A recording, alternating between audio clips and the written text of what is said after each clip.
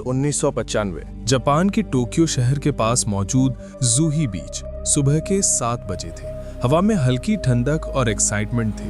उम्र 17 से 20 साल के 11 जिगरी दोस्त जो कॉलेज के स्टूडेंट थे, आज अपनी मोटर लॉन्च बोट चलाने की ट्रेनिंग के फाइनल दिन के लिए जमा हुए थे। उनके चेहरे पर एक अलग ही चमक थी, क्योंकि आज वे पहली बार अकेले बोट को समंदर में ले जाने वाले थे। हर ट्रेनिंग सेशन में उनके साथ एक मास्टर ट्रेनर होता था, लेकिन उस दिन किस्मत को कुछ और ही मंजूर था। उनका ट्रेनर नहीं आया। घंटों इंतजार करने के बाद उन लड़कों का सब्र जवाब दे गया।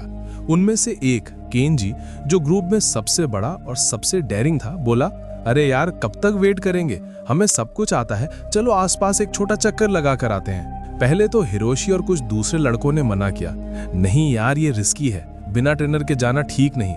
लेकिन जवानी का जोश और समंदर का बुलावा इतना तेज था कि थोड़ी ही देर में सब मान गए। उन्होंने बोट का इंजन स्टार्ट किया और उनकी यात्रा शुरू हो गई। शुरू के 10 मिनट सब कुछ परफेक्ट था। बोट मक्खन की तरह पानी को चीरती हुई आगे बढ़ रही थी, लेकिन उनका ध्यान ही नहीं रहा कि वे बीच से कितनी दूर आ गए हैं। जब हिरोशी ने पीछे मुड़कर देखा तो किनारा एक छोटी सी लकीर जैसा लग रहा था। उसने घबरा कर कहा, केंजी, हमें लौटना चाहिए, हम बहुत दूर आ गए हैं। पर केंजी, जो बोट चला रहा था, मस्ती के मूड में था। उसने बात को अनसुना कर दिया और बोट को और तेज भगाने लगा। अगले 20 मिनट में वे इतनी दूर पहुंच गए जहां से जमीन का नामो निशान नहीं था। अब सबको डर लगने लगा था। उनके बार बार कहने पर केंजी ने बोट घुमाने की कोशिश की, लेकिन स्टीयरिंग व्हील जाम हो चुका था। उसने ब्रेक लगाने की कोशिश की, पर ब्रेक ने भी काम करना बंद कर दिया था। किसी टेक्निकल खराबी की वजह से बोट अब उनके कंट्रोल से बाहर थी। उन 11 लड़कों के चेहरे का रंग उड़ चुका था। वे ना तो बोट रोक पा रहे थे और ना ही कूदकर अपनी जान बचा सकते थे, क्योंकि चारों तरफ सिर्फ और सिर्फ गहरा अथाह समंदर था, जहां तक तैरकर पहुंचना नामुमकिन था। बोट अब एक बेकाबू ताबूत की तरह सीधी चलती जा रही थी। लड़कों ने अपनी पूरी इंजीनियरिंग लगा दी, हर तार को छेड़ा, हर पुर्जे को हिलाकर देखा, लेकिन सब बेकार। बोट ठीक नहीं हुई।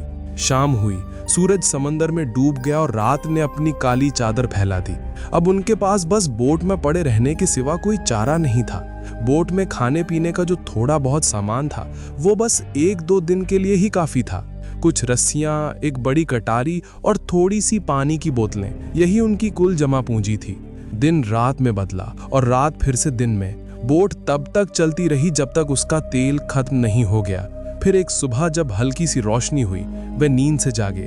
उन्होंने देखा कि बोट अब रुकी हुई है, लेकिन ये राहत की बात नहीं थी, ये और भी डरावनी थी, क्योंकि वे अब समंदर के बीचों बीच थे। दूर दूर तक ना कोई किनारा, ना कोई पहाड़, ना कोई पेड़ पौधा, कुछ भी नहीं। सिर्फ लहरें थीं जो उनकी बोट से आके टकरा रही थीं। पहला दिन, दूसरा दिन, तीसरा दिन वे उसी तरह तैरते रहे। दिन की धूप उन्हें आग की तरह जला देती और रात का अंधेरा उनके दिलों में खौफ भर देता। रात में समंदर के नीचे से अजीब अजीब आवाजें आती। कभी कोई बड़ी मछली या कोई अनजाना जीव उनकी बोट से जोर से टकराता और वे डर के मारे एक दूसरे से चिपक जाते। चौथे दिन शाम होते होते मौसम ने करवट ली। आसमान में काले बादल घिराए और देखते ही देखते एक भयानक समुद्री तूफान उनकी छोटी सी बोट पर टूट पड़ा।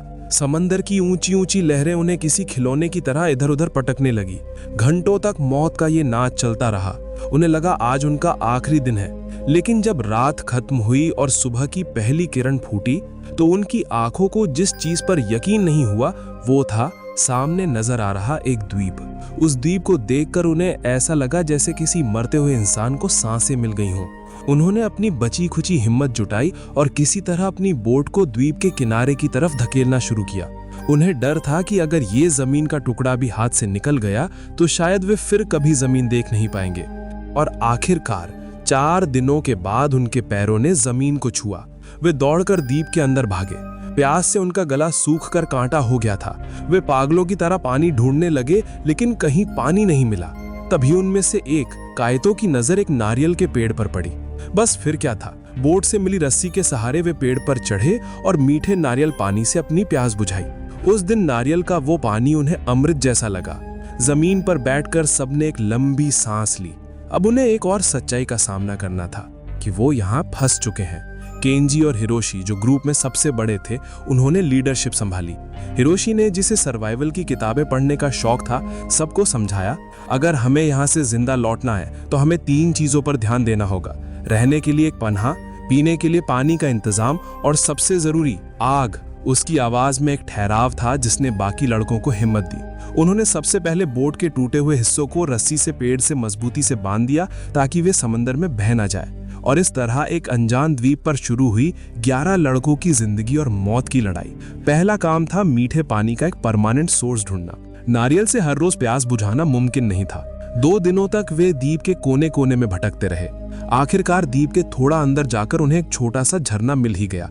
साफ मीठा पानी देखकर उनकी आंखों में खुशी के आंसू आ गए। उन्होंने उस झरने के पास ही अपना पहला ठिकाना बनाने का फैसला किया। जंगल की बड़ी बड़ी पत्तियों और डालियों का इस्तेमाल करके उन्होंने कान चलाऊ झोपड़ी बनाई, जो बहुत कमजोर थी, लेकिन कम से कम रात के कीड़े मकोड़ों से थोड़ी सुरक्षा तो दे ही सकती थी। लेकिन उस द्वीप पर उनकी पहली रात कयामत की रात थी। जंगल से आती अजीब और डरावनी आवाजों ने किसी को सोने नहीं दिया। हर आहट पर ऐसा लगता जैसे कोई खूंखार जानवर झाड़ियों में छिपा उन्हें ही देख रहा है। वो रात उन्होंने एक दूसरे का हाथ पकड़कर जाग कर गुजारी। सुबह होते ही खाने की तलाश शुरू हुई।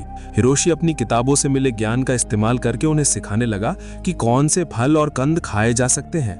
इसी बीच युवा नाम का एक लड़के ने भूख के मारे एक चमकीला सुंदर सा फल तोड़कर खा ही लिया था कि हिरोशी ने चिल्लाकर उसे रोका और उसके मुंह से वो जहरीला फल बाहर निकलवाया। उस दिन वे समझे कि ये जंगल जितना सुंदर दिखता है उतना ही खतरनाक भी है। दोस्तों, ये कहानी सिर्फ एक शुरुआत है उस 9 साल लंबे संघर्ष की जो इन लड़कों ने झेला। हर एक पल रोंगटे खड़े कर देने वाला है। अगर आप इस अविश्वसनीय सफर का हिस्सा बनना चाहते हैं तो प्लीज 1 सेकंड निकालकर मेरे चैनल को सब्सक्राइब कर लीजिए। वीडियो को लाइक और कमेंट जरूर करना, और हाँ, कमेंट के साइड में जो नया हाइप का ऑप्शन आया है उसे भी दबा देना ताकि ये कहानी ज्यादा से ज्यादा लोगों तक पहुंच सके। आपका एक सब्सक्राइब हमें ऐसी ही और सच्ची कहानियां आप तक लाने की हिम्मत देता है। चलिए अब आगे बढ़ते हैं।